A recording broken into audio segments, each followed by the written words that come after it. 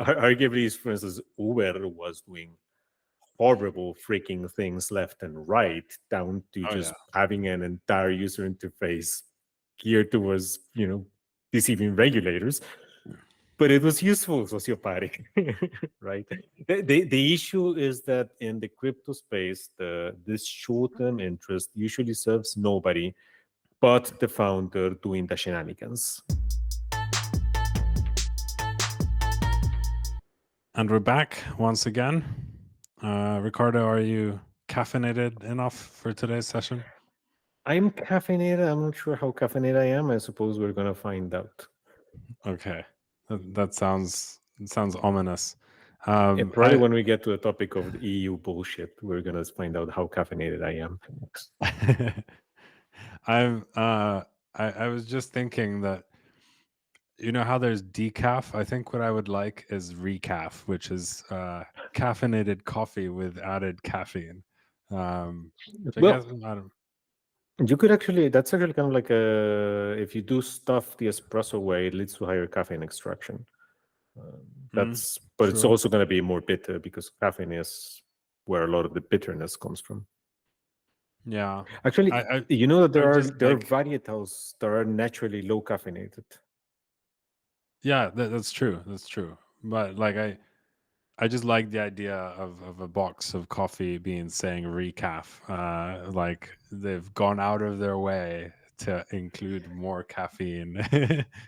Well, Um, back in Costa Rica, there's this coffee company called Brit, and like British but with a double T, and they started diversifying beyond just coffee into sweets and cacao and other things, and they have these sweets that are like chocolate covered coffee beans.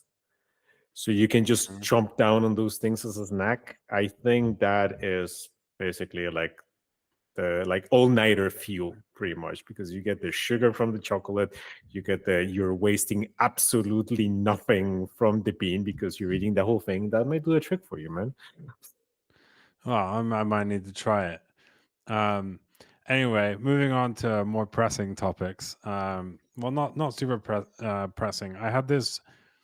Uh, well, I've been recently kind of thinking about this idea that I wanted to discuss with you. And basically the idea or the question that I've been pondering is like, can these sort of old, you could call them dinosaur chains, but like basically, can chains that haven't sort of that are big but haven't really found product market fit, um, can they sort of compete as innovation progresses and as the market progresses? And I think it's actually a genuinely interesting question. There are obviously many examples of chains that were launched a long time ago that the core teams and the founders made enough money, they stopped working on it, etc. Um, but then, like, there are also chains which have been around for a while, haven't changed that much, but it's not clear if you can completely kind of discount them from the race. Like, and I want to just explore sort of the dynamics that may or may not allow them to compete, because we kind of like don't have enough history to really like point to examples of it happening. Like all these chains are like 7 years old or something like that. Um, they haven't had a chance to really go through these like cycles of death and rebirth in some ways. Though there are some like minor examples of that as well. Um, Wait, Nearshore keeps trying. well, near is one kind of example, and um, maybe just to like start this off, one thought I had relating to this is that um, if you've managed to attain quite a high market cap, but not that much sort of importance has been built on top of you, it actually kind of gives you a lot of flexibility and at least makes it possible for you to try to sort of pivot towards new directions where you might find product market fit, as opposed to being big and having like a sort of like a mediocre success, but there's more things that people rely on built on top of you, like that. I think that accumulation of like applications or projects built on top of you that rely on you is actually harmful in terms of flexibility to change in the future. um I don't know. I'll stop there. Do you have any initial thoughts? Yeah, I think we need to narrow this down a bit, actually, to figure out. We started talking about this as Dinochains, right, which has certain implications: size, age, how little they have changed, right? But near Um, is arguably not a dino chain. It's relatively new. exactly. That's why I'm saying that we should narrow it down a bit, because, well, it depends on age-wise, and crypto near is getting long in the tooth, let's say. But they clearly haven't shown too much of a resistance to change when it comes to narratives, right? I would put the things like the professor chains, right? Like, what was it, Agoric and Algorand, and those closer to Dinochains. Bitcoin and Zcash are definitely Dinochains, right? We're talking about things that not only are more than a couple generations old, but have remained pretty much unchanged. I mean, when Bitcoin changes, almost kind of like as a hack, kind of like SegWit is pretty much a way to twist Bitcoin's arm to do something nicer while just remaining in the exact same structure.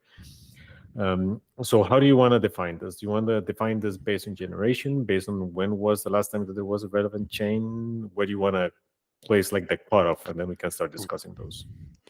Well, maybe we can talk about the legit dino chains first. So basically, the guys you mentioned, Bitcoin,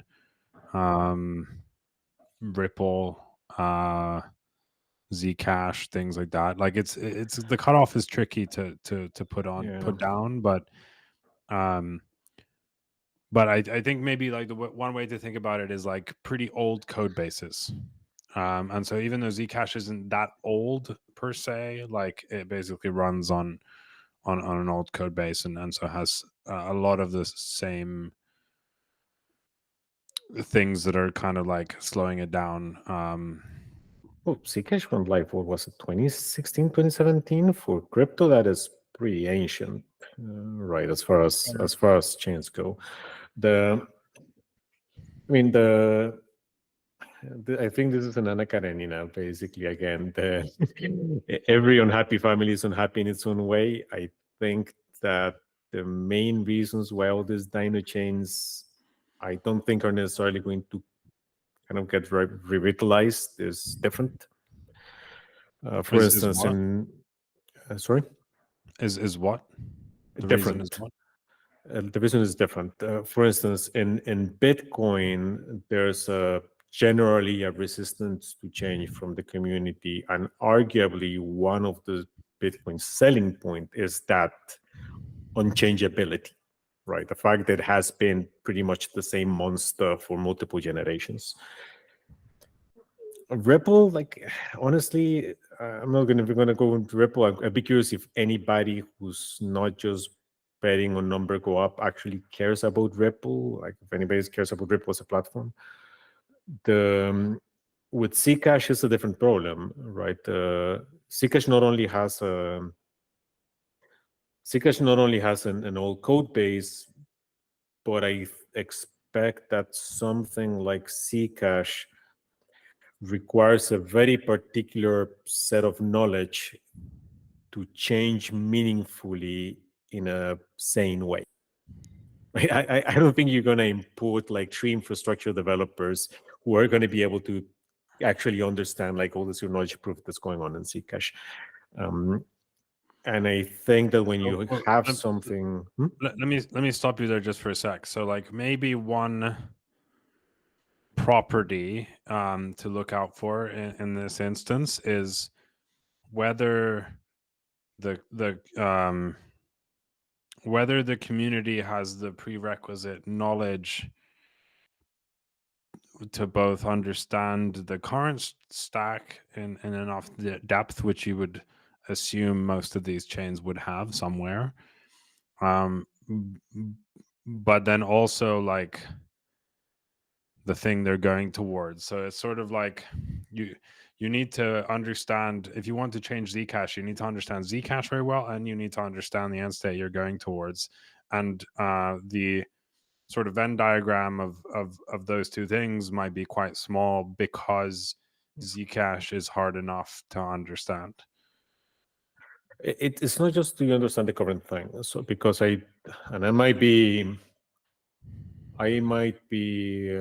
trivializing this, but for instance, I think you could bring in people who do low-level infrastructure development and give them enough time, and they would understand Solana, for instance. It is effectively a transparent chain. You just basically need to understand how it's going about things. If we're talking about something like Zcash, on top of that, you need to understand zero knowledge proofs. You need to understand a whole host of security assumptions that just somebody from infrastructure side wouldn't have. So you're adding like extra prerequisites on top of that. And this is the other complication that I think that, I know, so a hypothetical scenario here, right? Suppose that Alio didn't exist, right? There's no platform out there for private applications, like fully private applications. If you are the person who's capable of building this, I expect that you would be a lot more likely to just build your own. Like you would go out and create Alio instead of trying to twist Zcash's arm into being something else, right? Because just you get a larger piece of that pie. The only scenario where that would be, let's say, something that I would see these people attempting is if there was enough value in Zcash already that it is worth tapping into that, right? Which is why people keep going back into the Ethereum well, and why people keep trying to make Bitcoin applications happen, right? But the issue with most of the Dinochain chains is that there just isn't enough value there. So there's like kind of two features there. One which you were kind of talking about, and one which is sort of related, which is that in order to motivate someone to go to the trouble of trying to like push a community to go in a certain direction or a new direction, the payoff needs to be significant, and that can come from just like sheer market cap. Like there's a lot of money flowing through that ecosystem all the time. But it can also come, and this is something that I would maybe point out as another thing, it can also come via there being natural, well-capitalized funding vehicles. So that can be, a foundation, or it can be like, I don't know, like VCs that made a bunch of money and are now investing in that ecosystem. It can take many forms, but they probably need to continue to exist. But this raises an interesting point, sort of in comparison to the corporate world, right? Like very few people statistically start startups. Most people go work for the incumbents and basically undertake the same thing that you're describing, where you try to like motivate this thing to go in a certain direction. And I wonder how these things relate, because one would assume that at some point the crypto landscape does start resembling the corporate world in that respect, where the likelihood of success with a new thing is so much lower, and the payoff for going to work for a current or like an incumbent is so good and so like easy in comparison, that people end up doing that. Like, do you see that dynamic forming over time here, which would take this industry more in that direction where you would get like even more powerful Lindy, basically like more staying power. If you reach a certain level, you just you keep being able to hire good people because so many people choose to come work for you as opposed to competing. I feel kind of dirty saying this, but hopefully, because Kinda. I know what you mean. There's enough I startups. think one of the reasons why we don't get that in crypto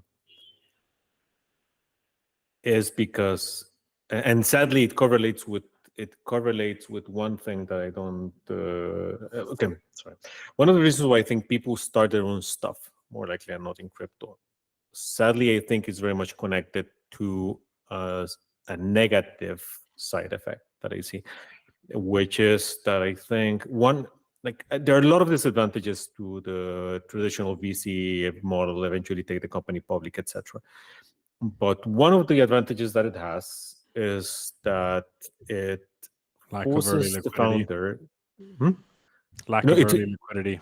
yes, it forces you to think in 10-year terms. You need to build something that lasts, basically, because you're not going to get a proper payoff until 8, 10 years down the road, right? Yeah, Crypto shortens it that payoff to a cycle. yeah, it's very difficult in the traditional world to ride a basically a narrative of, as Gerard might say, a very fit meme um, to a payoff without actually delivering on anything, and that is Yes. possible in crypto as of right now. It's not only possible, but it actually incentivizes a whole lot of behavior where you try to be, well, a lot of founders try to be as sociopathic as they can, basically, because the payoff from cutting somebody off is gigantic, right? Yeah. Any extra bit that you get is basically stupid amounts of money. And then you end up with chains that the founders get a payoff and then just basically shut down themselves. And you get this zombie chains that are just basically kind of like maintained by whatever team they hire that doesn't really have any skin in the game. Now, that is the negative externality. It's great for me as an investor, right? Because I get to come in and place a bet on something, and I get to exit that bet in whatever time frame I want, pretty much, unless you have some lockups, which are sort of not going to be 10-year lockups. But I do think that it kind of poisons the mentality a little bit. It incentivizes selfish short-term thinking, basically. I Which by the way, I think that is one reason why people are more likely to join larger companies, because if you join a startup that's 4 years old, chances are that your payoff comes in 4 years, right, instead of 10. Whereas if you start a company, you may get a larger payoff, maybe, but in a decade. So yeah, and if you join a big company, you get a nice salary right now. With yes, much more immediate gratification.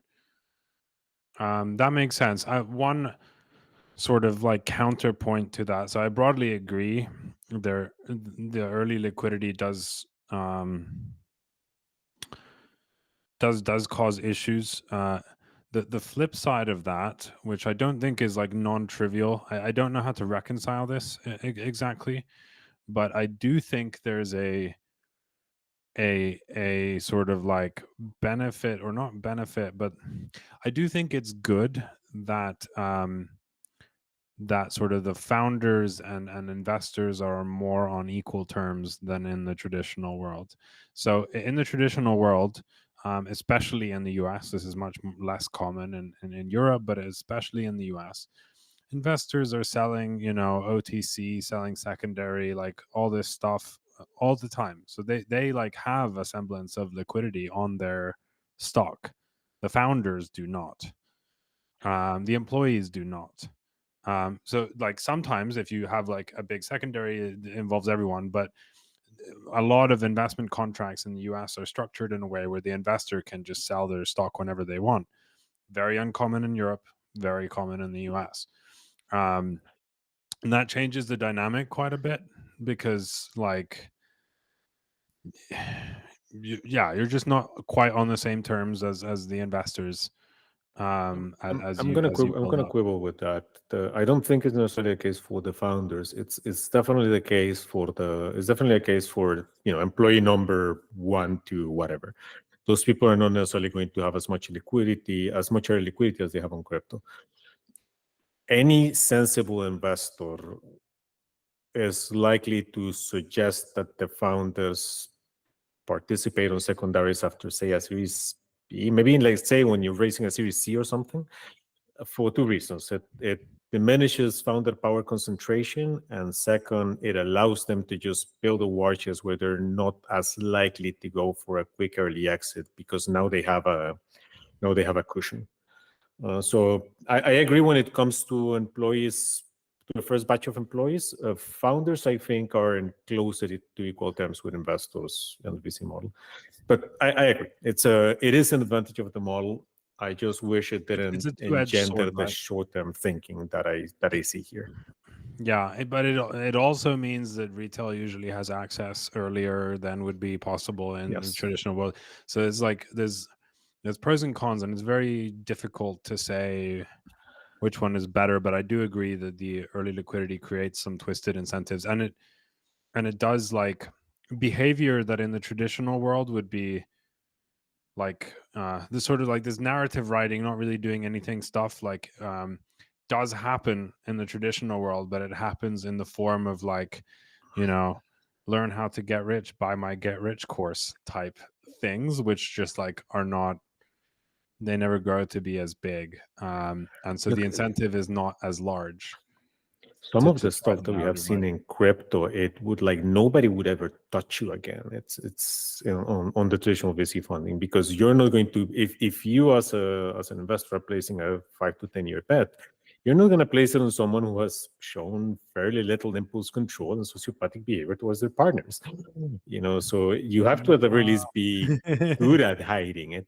No, let me unless they've made you been let money in me the past, let me right? just Well, let me just point to the clearest example of this, which is the WeWork case, and Adam Newman getting plenty of backing from VCs That after is all that that, is the honest. They have made you stupid money in the past aspect of it, and or or demonstrated, the ability to grow something so much faster than is perceived yeah. to be possible by most people. Like, there is this VC view of things, which is like there are people who are not, like, necessarily morally exactly there where you would like them to be, but they're like an assassin for a king in the medieval times, like when you need something to just, like, you need someone to just autistically drive that thing, um to make it as big as possible. They are perceived as useful, but Well, look, VCs are happy to invest in sociopaths. They just need to be sociopathic in the right way. Like, argue, incentive aligned.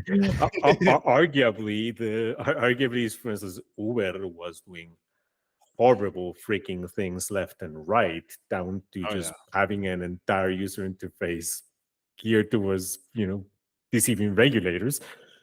But it was useful sociopathic, right? The issue is that in the crypto space, this short-term interest usually serves nobody but the founder doing the shenanigans. That's Yeah. the thing that I don't think would fly elsewhere. Okay, let's take it back to the can chains reinvent themselves, sort of thing. Um, one one sort of another analogy from the corporate world that I've been thinking about is that, like, large corporations have a surprising amount of staying power. Like, their entire industry can be disrupted, like their business model could be undermined, and yet somehow quite often they seem to be able to stay big. Like, they don't necessarily remain at the top of the S&P 500 or something like that, but they remain significant and relevant. And one reason I think that's the case is simply because they're already embedded in a lot of systems. The easiest example of this is if you're a public company. Like, it's just easier to invest in you, and that lowering of friction means you get more capital to do more things, to try more things out. um, you have more name recognition that allows you to enter markets that would be hard potentially for smaller players to enter, and so on and so on. And to tie this into the blockchain space, I think this dynamic exists here as well, where if you are a reasonably large zombie chain, dino chain, whatever, but for example, you are already tradable on most of the big trading venues, that is a non-trivial sort of asset in some ways, for that project, that basically allows you to try to ride new narratives or try new pivots, and immediately your attempts can be funded globally, which is not the case for upstart projects, new projects that struggle to get a single exchange listing on like a significant exchange. Curious to hear your thoughts. But that doesn't seem like reality doesn't seem to match that. I agree with your staying power. Like I've said, that nothing ever dies in crypto, right? You're just gonna have a chain that's just a zombie and useless and maybe has a little volume. But if Ethereum Classic doesn't die, then nothing's gonna die. But I don't think that just reaching a certain market cap, like in the case of Ripple, ensures that you're not going to go away, but it doesn't mean that you're going to be able to change, right? Because Ripple No, doesn't seem to be trying at all. so they are trying in their own way, but like the Are they? I yeah, they're trying to go EVM compatible with the roll up, as last I heard, at least. But whatever. Um, I more mean that it creates like the like it does make it in some ways easier to change. Like, so if you have a very significant new category that starts growing, and Near, I think, is basically doing this, by the way. You basically like can jump into these new categories, and because investor behavior, which it's not as structured as in the traditional markets, where basically just entering a new category as a big enough player, you get onto ETFs. That's not really happening yet, but maybe in some small ways, it does happen where like people will invest, in like every DA layer. And if you just get onto that list, suddenly you get more funding to go and do that. And that's like a source of um, funding that is not available unless you're already embedded in the system. Again, I'm not even sure that this is a. Yes, this will give you opportunities, but I'm not even sure like that this is a funding issue. It's not like Near likes funding, right? Pretty much any base layer above, say, a couple $1 billion in valuation likely raised a stupid amount of money or has a significant war chest. So most chains could try different things without even having to piggyback on a narrative to raise more funding. I just think there's a general lack of willingness to step out of whatever you're building. And again, we have given Near a lot of shit on the past calls for the narrative chasing, but it is the only example I can think of a chain actually trying to. Yeah. Yeah, I mean, I don't think they do it in the best possible way. Like with Pause, they don't explain what the heck it is they're doing, but it does seem like they're trying to find some relevance, right? I Yeah, like can't. Near is an example, I think, of like building out sort of a technological concept and then now trying to find a reason for its existence. I think it is the example. Like Yeah. not a single like. I mean, like we talked about Avalanche going all in on moral hazard and memes the last time, but that's not you trying to find any reason to exist. And Near does seem That's to just be pumping. trying to find any reason to exist. Yeah, yeah. But okay, let me flip this around, so we can maybe come at this from another angle. What do you think are sort of the reasons or the things that give some of these like zombie chains, dino coins, their staying power? Like, what are the dynamics that lead to them being so resilient in maintaining some kind of market cap? Well, I think you just mentioned one of them, which is just the fact that if you reach a certain market cap, you get into the exchanges, and this puts you in front of people who may decide to trade you. That's definitely one thing. There's also the fact that in order to get to a certain market cap, you at the very least are going to need to have the messaging right, I think. Um, I mean, we have seen this with Ripple and Cardano, both which are things that I do not value in the slightest, but they do have their messaging right. They know how to talk to their audience and they know how to sell stuff to their followers. So you definitely need those things. I think that you also need a certain amount of persistence, I guess. Just repeating the same thing over and over, or the really saying different things until one of them sticks, and then repeating that thing. Because we have seen projects that I think are technologically great and very useful, but then they just go away because of whatever reason. The founders just seem to be happier playing with the underlying tech or tweaking that than actually going out and trying to rustle up, let's say at the very least, eyeballs, right? Which may end up leading to a developer community. But you got to start at the very least with the eyeballs, if not stay there. Timing, I guess. If you come out at the right time, you're gonna have a much easier time getting to a sensible. No, not to a sensible. Getting to a market cap that helps you ensure you stay there. But that's starting up, right? Like that has nothing to do with staying as such. That's getting there. Sure, but if you launch at a time where I don't know, for stupid market reasons you shoot off to $6 billion valuation market cap right off the bat, and then you get trounced back down to 2, you're still going to show up in a lot of lists, right? And this gets eyeballs. So timing can help with staying power. But I think that the grit on the messaging is one of the key things, and we have seen that even with a lot of efforts that have fairly little value other than whatever messaging they do. So okay, I agree with that, but I think like maybe to close off that angle, like it seems like a big part of it is very simplified and very effective messaging and being very embedded in the system, being available on exchanges.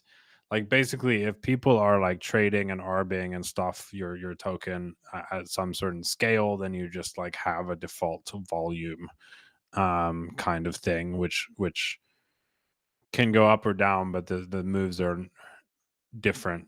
Like people start to normalize the current market cap, and it sort of just stays there. I So just looked up Algorand. Algorand is almost $2 billion market cap, and I have to keep reminding myself that it exists. yeah. I mean, so I agree. And every now and then you'll meet like a project who's building on one of those chains, and then you're like, okay, interesting. How did you end up there? But I mean, like, there's a lot of examples. Stellar, yeah, Stellar Dogecoin. and Stellar definitely a Dinocoin. So Dino has been popping up on LinkedIn ads. Yeah. Well, maybe like to take this more into the future now, like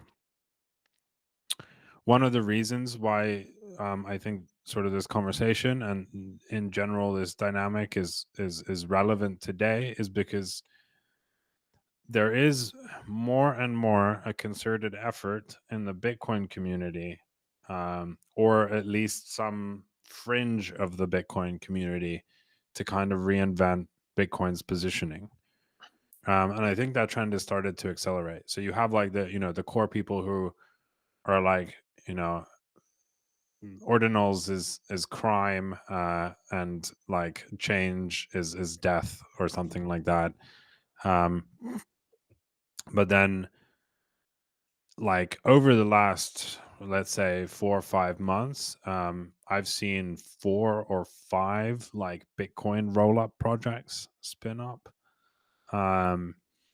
We'll see how they go. There's all manner of wacky things they're attempting, using Bitcoin as a DA layer, trying to figure out how to do verification on Bitcoin, blah, blah, blah. We'll see how all that plays out. But there is like much more momentum there than there has been in a very long time.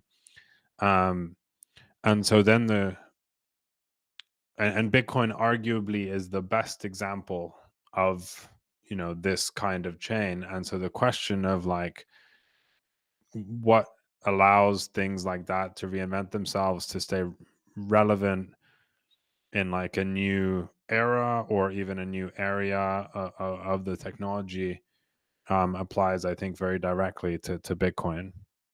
So what do you think, or how do you see this playing out with Bitcoin, and this kind of renewed energy to start slowly adopting some of these more newer technologies or techniques? How do I see this playing out? If I had to take a bet right now, I would say that Bitcoin will not adopt them per se. These things would be built on the side or on top or other things. Like you might get a couple Bitcoin improvement proposals in that makes something else possible, but I would not expect these things to involve Bitcoin core changes, basically. And this might end up happening just by what we were mentioning. There's basically just enough value there and enough people willing to invest in the ecosystem that it actually ends up making this happen. But even so, I would be extremely surprised if there's any change to the core. Like at some point, Suko said that ideally Zcash would end up becoming a proof of stake chain, for instance. I would never see anyone from Bitcoin Core coming even close to entertaining that as a valid thought. Yeah. So I would expect that all these things to basically happen on the side. I kind of agree. Like, it does seem like the most likely outcome is that there's this like energy and momentum, but it basically gets shot down by needing changes to core, which are possible in basically everything else, like at least theoretically possible, but really in Bitcoin, no. One thing that gives me a little bit of pause, though, is that I don't know if this is true. This is just like very wild speculation from me. I mean, when I say it, you'll understand how crazy this is. Maybe Bitcoiners have realized that Lightning doesn't work. Oh, Lightning does work. It's just nobody cares about it. Functionally, it works, but like Yeah, work sure. as in actually like provide value to people in large, right? Like it's. But my point is, if Bitcoiners like en masse were to give up on Lightning, then I do see it as possible that they would find some new direction or trajectory to replace it with. And the most natural trajectory to replace it with would be zero knowledge rollups, I think. They share a lot of the same kind of DNA. They require very little changes to core. Like, really, you only need to be able to verify. Like, that's it, as far as most people are concerned. So you could do that. Like, there's the sort of perceived security risks that that the Bitcoin community is always very worried about are like very manageable. You could like hard code a verifier in core basically if you wanted to, and enshrine a specific proof system. It's I don't think that's impossible, but I would agree it's unlikely. Okay, that's not even the question here. Like, suppose this happens, right? You wave a magic wand, and tomorrow everybody on Bitcoin gives up on Lightning. And with the second magic wand that you wave, there's a zero knowledge rollup that enables similar value transfer thing with the enshrined verifier that all Bitcoiners agree is never going to get touched again, right? That happens.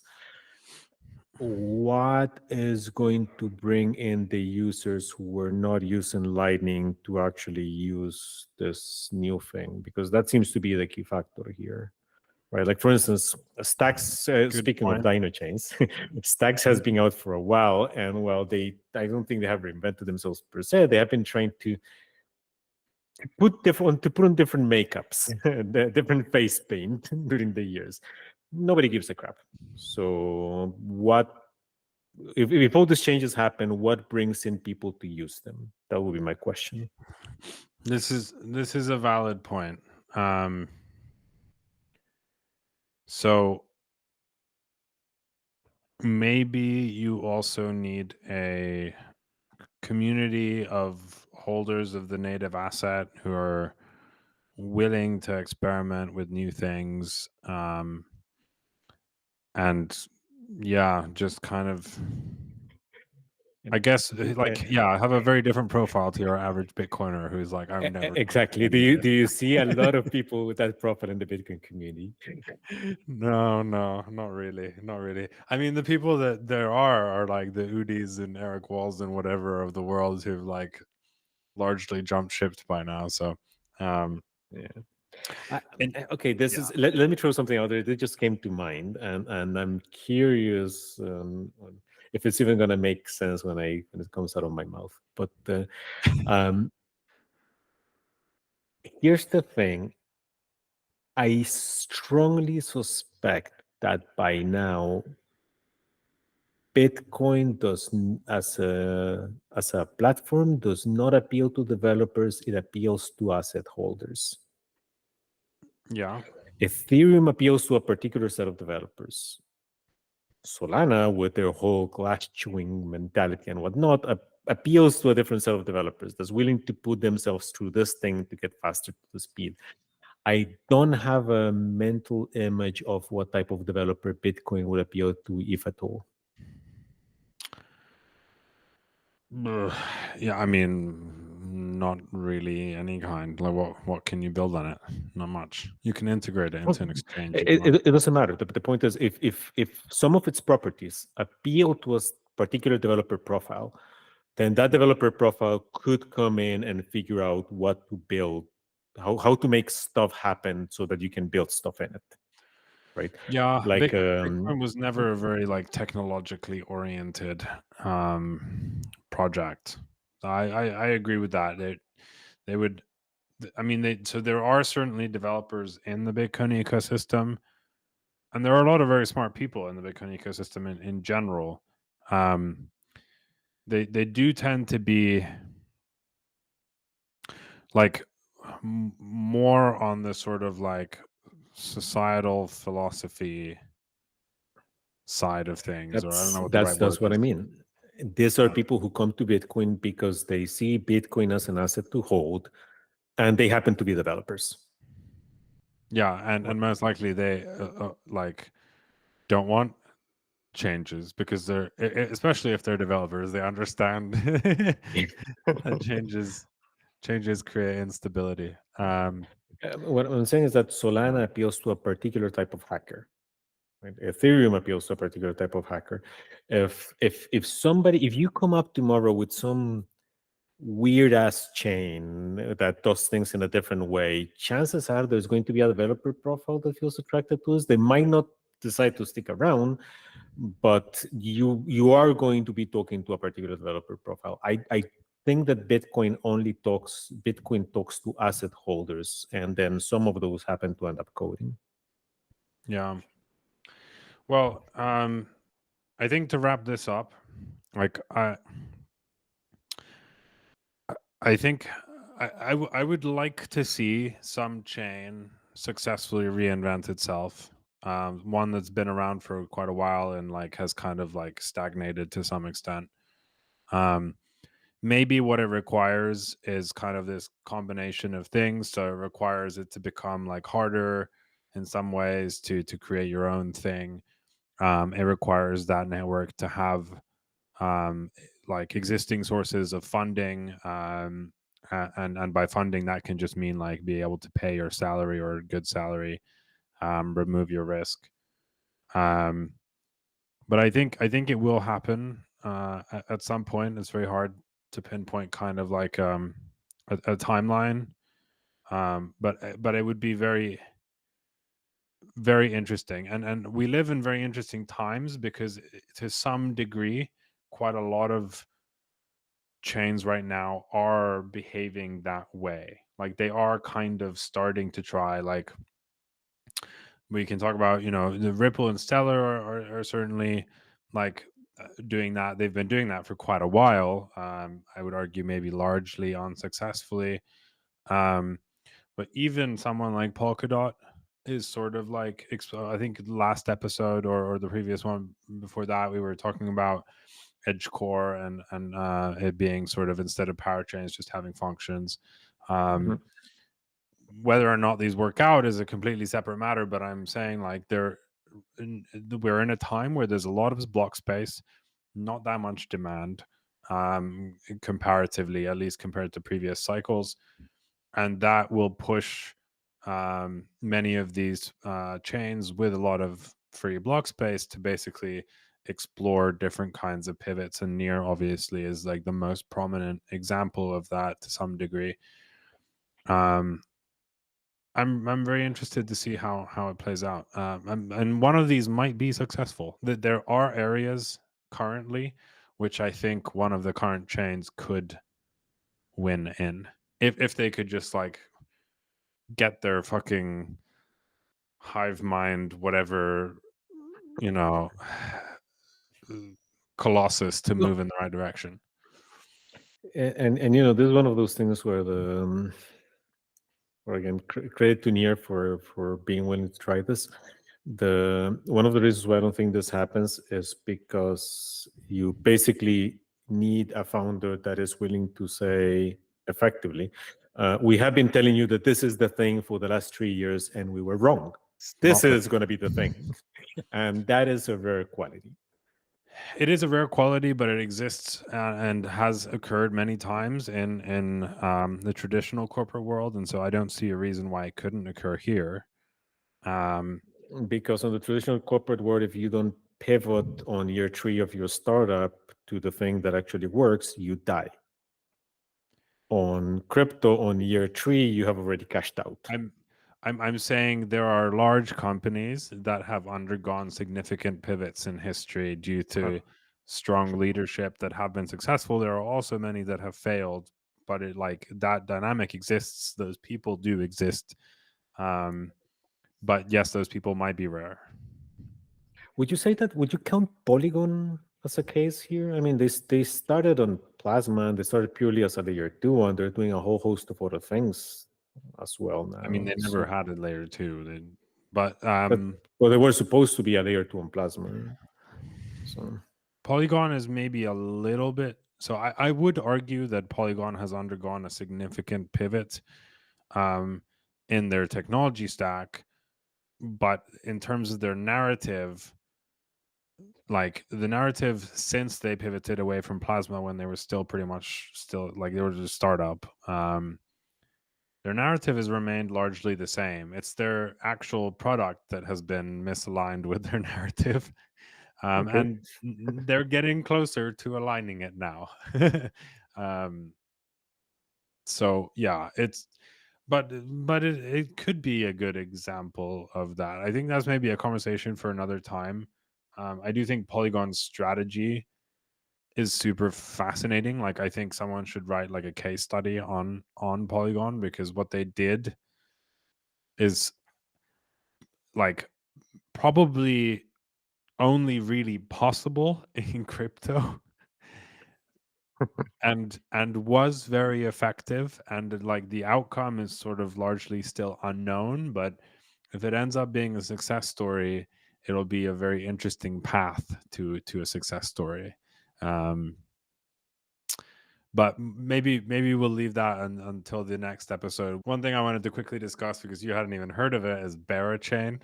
Yeah, that's multiple cartoon question marks over my head. Exactly. It's literally it's bears, like, bears and memes on the blockchain. But so Berachain, I guess, started out as like an NFT project and then kind of somehow grew from there. I had never heard of it. I came across it in a few instances over the last few months. I talked with one of the people from there recently, and so I took a bit of a look at it, and they do something kind of interesting. I want to. I honestly don't know. Good project, bad project, whatever. I don't care. But the core mechanism which they're employing in their new blockchain, which they're launching, is kind of interesting. And so I want to discuss that quickly. Basically the idea is that all the money in staking is also used to provide liquidity on dexes, on landing platforms, and on perp trading. So, like, there's functionally, when you stake, you are both securing the chain and LPing something, kind of. Wait, do I get to choose what ILP, or does the Protocol chain? governance chooses. At least that's my understanding. Yeesh. You might get to choose like which service specifically, or you might get to choose something, but it's a little bit unclear. Protocol governance at least decides like which pairs in a dex and, like, that sort of stuff is accepted as, staking. Wait, okay, wait. If you just said that if the protocol governance said which pairs are accepted as staking, but what I understood from when you said it first, it was the other way around. If I stake, then you're going to take whatever LST comes out of that and use it to for pairs somewhere. Is that the case? I don't know how it works structurally, like whether there's a token from staking that you then reuse somewhere else, or if it's sort of like direct, because protocol level you could do whatever. But the basic point is that when you stake, sort of to secure the chain, that those funds are used for liquidity as well. Jesus Christ, that sounds like a. You're basically saying that protocol governance gets to determine my risk profile. I don't know how much choice you get, like I said, on which specific thing, but the point of it obviously is to unlock a lot of liquidity that's kind of stuck in securing the chain. I agree. The problem with this plan is potentially the fact that the security of the chain may vary widely or wildly depending on certain like trading conditions. That sounds insane. I I mean, I'm thought going to you have to might. look at it because the whole protocol governance gets to define where my money ends up. Sounds fucking terrible. Like base chain protocol. It's like, no, I But there is don't. a trend towards this. Like Kanto was another example where you basically have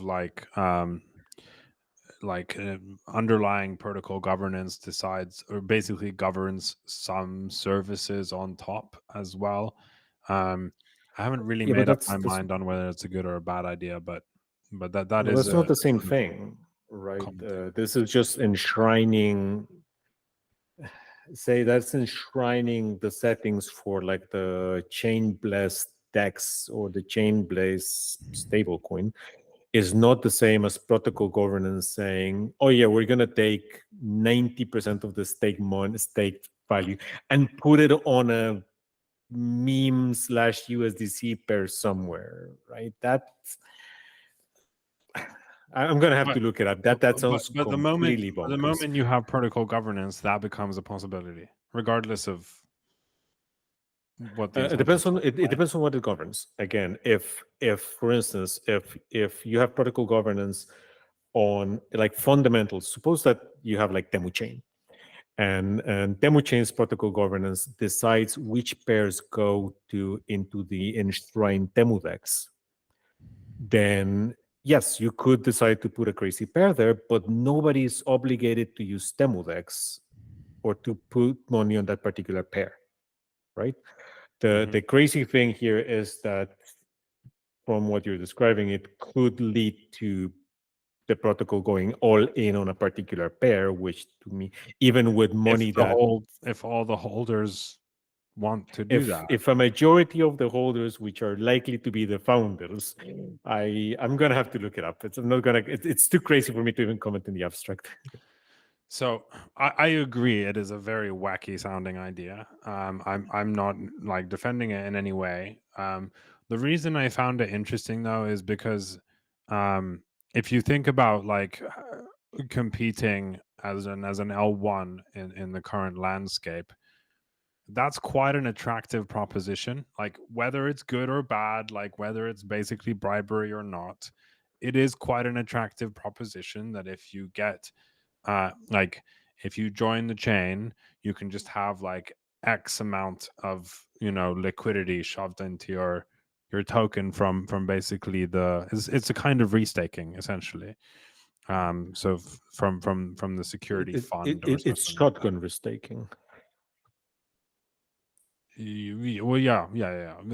Well, it's not really restaking necessarily, but like it's similar thinking. Um, so I No, mean, but I'm not going to invest in it, but I am very curious to see how it plays out, and I do think that experiments like that are worthwhile doing because we really haven't had a lot of them, and like I'm super skeptical on governance stuff in general. Which I think you probably are too after you've been a head of governance. But I think we have like I think I know 10% of our entire talk time on the episodes is one of us bitching about governance. So, exactly. But there are better and worse models, and like if you can find a good one and you have the right sort of like starting state for a good one, I think it will be very powerful. I'm just very scared to like participate in anything along the way of discovery because when they go wrong like so badly. yeah. But it's interesting, and I in some ways I hope that there are more attempts, and I like the fact that they're doing it as an L1 as well because they get a little bit more control protocol level. Like most of the governance attempts on kind of the smart contract level just have the issue of like why the hell is this a token in existence? Like you at least have a revenue stream as an L1, and then if you have a governance model that functions to basically draw in demand or usage projects, whatever, which this ostensibly does, whether you think it's a good kind or bad kind, I don't care, then you do get a better virtuous cycle. And so I don't know. I'm expecting to see more things in this direction at some point in the future. The problem is always that you do need to build like a whole L1. Yeah. Or you can do Cosmos SDK. I think that it may even be built on the Cosmos SDK, but like there's more. The Cosmos SDK has created an explosion of blockchains, and so I'm excited to see kind of these sorts of models be explored. Oh, I agree. Look, I'm all for experimentation. It's just that this sounds a little bit bananas. It sounds It's basically like I know Berachain, man. eating Tide Pods for Like the likes. you're like saying it's the same as saying like bonk is bananas. Like yeah, it's bananas. Of course it's bananas. The whole thing is a meme. Like No, it's not quite the same. Anyway, and I'm also curious about what are this is this like an anon group or what? I don't know if they're like anon, but like they do have bear pictures as their photos. So Okay, I don't know. that's another that doesn't necessarily count. Point is like when you spoke, did you speak to Zero X Bear or did you chat it with Joe Bob? I spoke to Panda Bera with a bear picture. Okay, good. No, because what I'm curious here is since this basically seems to be so well set up for it bite you in the ass. I would expect how this plays with that EU view of basic DAO liability being everybody is max liable. Just that would keep me away of this. Yeah, well, Everyone involved who has that ever is an voted. issue. Yeah. That is an issue, though. The liability. I'm not actually sure how that would apply to like basically an L1 that is a kind of DAO. I don't I don't know. think. I'm also not going to find out, so I'm not like. Yeah. Honestly, I I don't will be think that skeptical. that lawyer that I was talking to would make any difference between a project and an L1 or a governance on a roll up. Like they don't care. This is a bunch of people making decisions. So Agreed. On that very cheerful note, I need to go. I have a very busy day, so we're going to wrap it up and then continue along these lines next time. Thank you, yeah, everyone, I'm for gonna look this listening. thing up because if nothing else, it raised an eyebrow, man. That takes work now. You're gonna come back out of the Berachain rabbit hole and be completely convinced. Just change your PFP to be a bear. Come up with some panda Ricardo Bera whatever Yeah, name. man. I'm gonna dump my Solana. Gonna get bear peeled. Anyway, I do recommend to everyone to maintain a sense of humor while participating in this industry. It helps. Thank you, and until next time.